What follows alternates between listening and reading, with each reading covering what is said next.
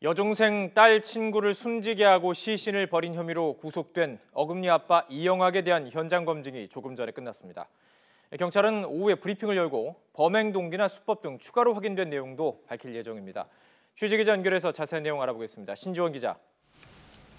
네, 서울 중랑경찰서에 나와 있습니다. 네, 신 기자, 오전에 현장 검증에 취재차 가셨을 텐데 어떻게 진행이 됐습니까?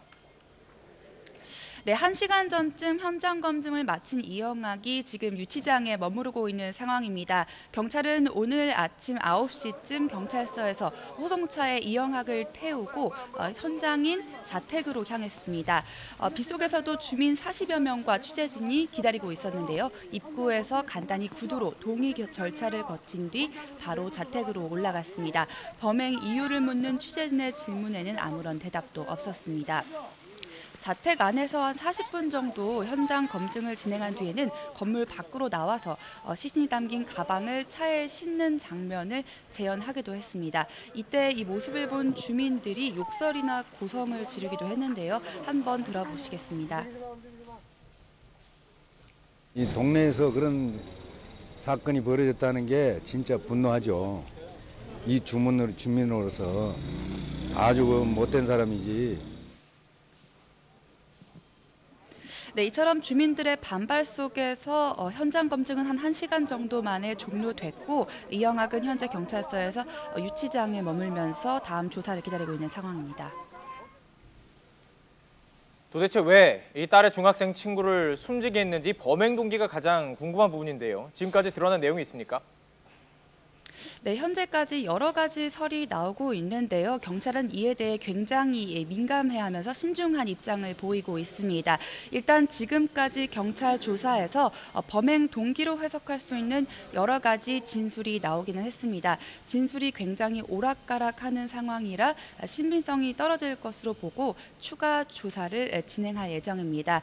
이영학은 범행 전에도 죽은 아내의 영정사진을 들고 노래를 부르는 영상을 촬영해서 인터넷에 올리는 등 쉽게 이해가 가지 않는 행동들을 보였는데요. 경찰은 일단 이번 범행 동기가 지난달 자택 옥상에서 투신해 숨진 아내와도 연관이 된 것으로 보고 있습니다. 또 강원도 야산에 버려진 A양의 시신이 나체로 발견되면서 일부 전문가들은 성적 학대 의혹을 제기하기도 했는데요. 예전에 이영학이 SNS를 통해서 식사와 거주지를 제공하겠다라면서 미성년자들을 모집한 정황도 드러나서 관련 의혹은 더 커지고 있습니다. 하지만 경찰은 아직 눈으로 확인되는 성적 학대 정황은 없다면서 신중한 입장을 보이고 있습니다. 또 범행 당일 이영학의 딸이 숨진 A양을 발견했을 때는 일단 A양이 옷을 입고 있었고 이후 시신을 유기하는 과정에서 탈의한 것으로 보고 있습니다. 경찰 관계자는 이 씨의 진술만으로는 일반인이 지금으로서는 이해하기 어려운 점이 많다면서 범행 동기 등에 대해서 추가로 조사할 방침이라고 밝혔습니다. 현재까지는 이해할 수 없는 부분이 많다. 여기까지 정리가 된 것 같습니다. 이 이영학은요, 장애를 극복한 어금니 아빠로 알려져 있었는데 실제 삶 전혀 달랐다고요. 네, 이영학 씨는 사실 수년 전부터 희귀 난치병인 백악종을 앓는 투병 환자로 세상에 알려졌습니다. 유전병을 앓게 된 딸을 위해서 미국까지 가서 후원금을 모집하고 딸을 지극히 사랑하는 모습으로 시청자들의 관심을 받았었는데요. 하지만 그 배후에는 고가 외제 차량을 다량 보유하고 튜닝을 해서 판매를 하는 등 호화로운 생활을 한 흔적도 발견됐습니다. 경제난을 호소하면서 후원금을 모집해온 정황과는 반대되는 모습인데요. 또 아내가 지난달 스스로 목숨을 끊은 사건과도 이영학 씨의 대처가 연관된 정황이 포착됐습니다. 때문에 어금니 아빠의 배우에 대한 관심이 주목되는 상황입니다. 이 씨의 딸에 대한 의문도 많아지고 있습니다. 도대체 왜 아버지의 범행을 도왔는가 이런 부분도 궁금하고요. 이 딸에 대한 조사 어떻게 진행이 되고 있습니까? 네, 경찰은 어젯밤 10시쯤 이 씨의 딸에 대해서도 구속영장을 신청했습니다. 이 씨의 딸은 시시 유기 혐의를 받고 있는데요. 범행 전날부터 친구 A양을 불러서 수면제를 먹일 계획을 아버지와 함께 했고 또 A양의 시신을 강원도 야산에 버린 것으로 드러났습니다. A양이 숨진 사실을 알고 난 뒤에도 놀이공원을 가자면서 태연하게 다른 친구에게 연락한 정황도 드러났는데요.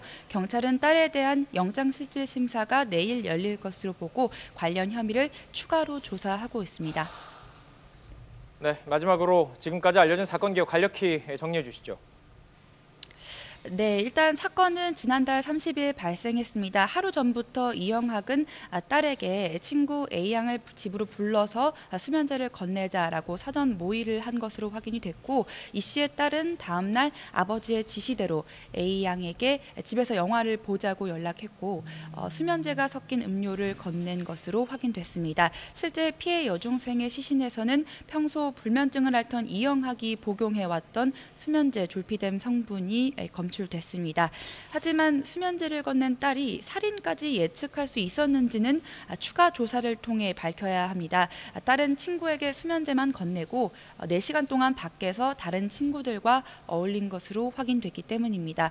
경찰 조사에서 이 씨의 딸은 집에 돌아와 보니 친구가 죽어 있었다. 아버지가 친구를 숨지게 했다고 말했다며 당시 상황을 기억했습니다. 경찰은 이영학이 딸이 외출한 사이 잠든 A양의 목을 졸라 숨지게 한 것으로 보고 있는데요. 이후 딸과 함께 A양의 시신을 가방에 담아 강원도 야산에 버린 것으로 확인됐습니다. 지금까지 서울 중랑경찰서에서 YTN 신지원입니다.